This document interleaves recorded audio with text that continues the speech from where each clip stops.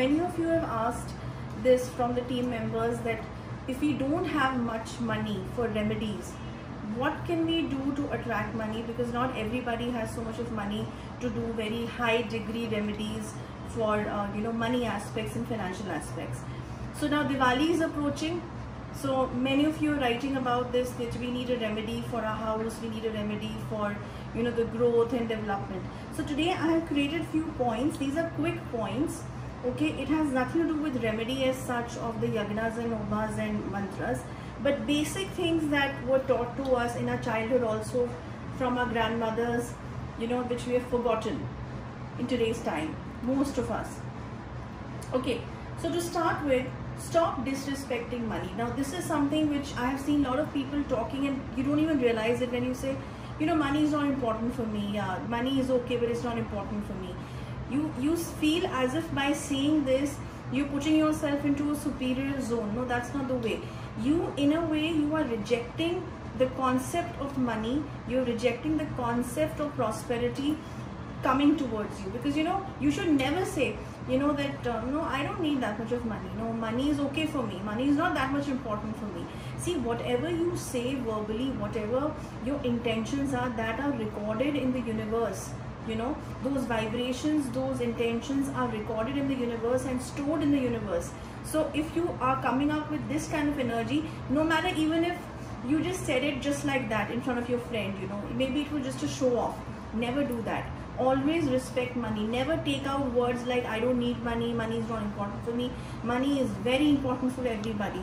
The only thing is, you should not hurt anybody, you should not fool anybody, you should not disrespect someone's money. These are the few things that you should not do, but otherwise you should always say to yourself that money is important. This is, in a way, you are respecting Goddess Lakshmi. You are respecting the energy of prosperity and growth. Remember this. Okay, sometimes we don't realize what we say. So this is what I've written, that stop disrespecting Goddess Lakshmi indirectly without realizing also. Next thing, keep your house sparkling clean. See, we do the normal cleaning, the maids come, they do the normal cleaning, and I don't go to people's houses much, but when you people send me the photographs for the house diagnosis and the land deductions, I can figure out that house is just clean from the outer surface level.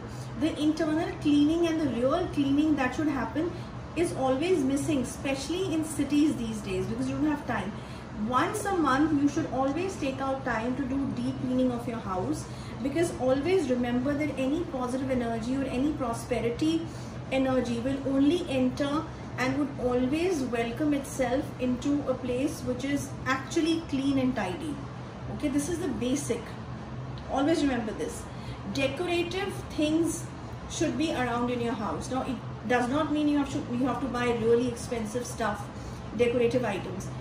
But there has to be beauty around in your house in some way or either, because Goddess Lakshmi and the prosperity energy, the growth energy, loves all these things. The beauty, creativity, all of this has to be there. Also, the fragrance is very important. Keep your house with good fragrances. These days you get so many oils, fragrance oils, that you can actually light in your house. Do that, because all this creates a nice aura in the house.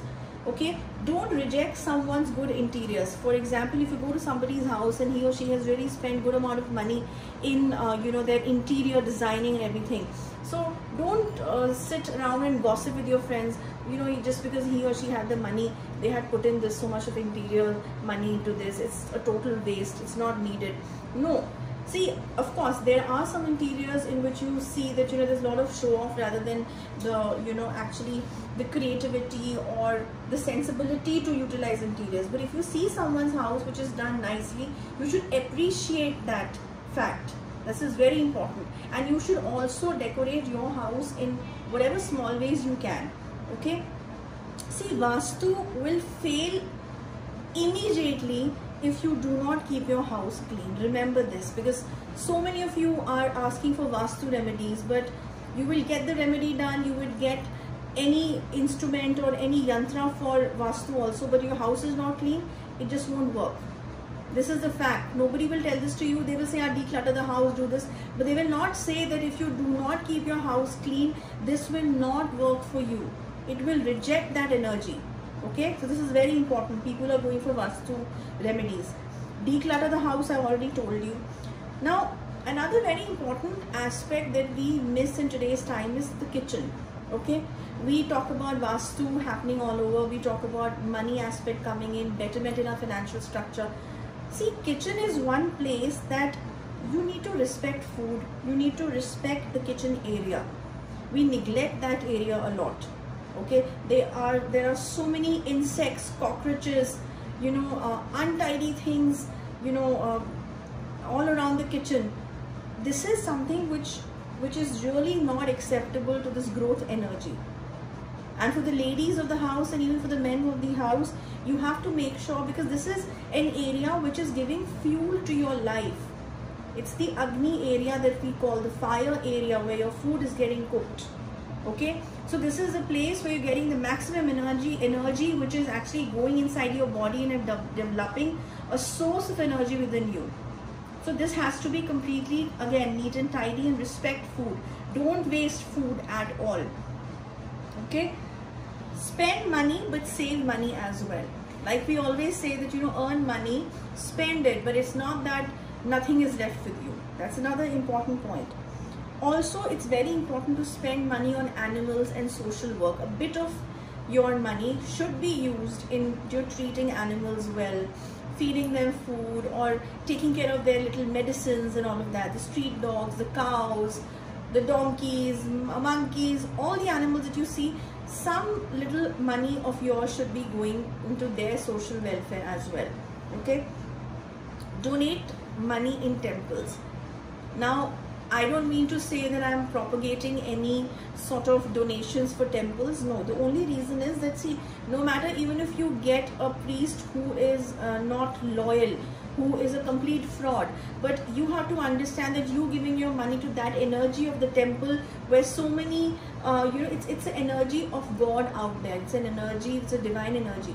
You're trying to connect yourself. You're just trying to, give your gratitude towards that energy, the divine energy. So even if somebody is bad in the temple who is cheating on people, think that whatever food you want to donate, whatever little money you want to donate, it will go to so many other poor people also.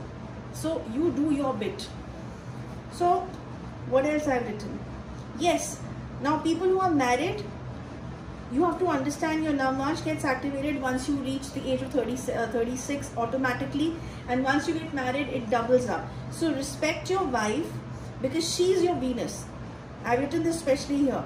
She is your lady luck, and she is the luck of your life after you're married. She is your goddess Lakshmi, who has come into your house or who's come into your life. So it's very important for you to respect your wives, take care of them.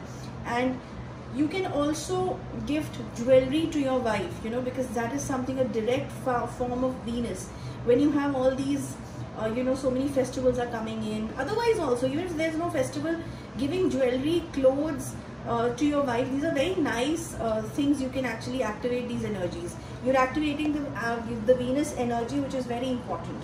Okay, so these are the few things to attract money without any remedy, without spending much of money. You can start doing this. Now, don't come and attack me on this fact that Didi, you said that, we will do this and the growth will happen. You have to continue this for a longer period of time, because this is no remedy. This is a lifestyle you have to adopt. This is a thought process you have to adopt.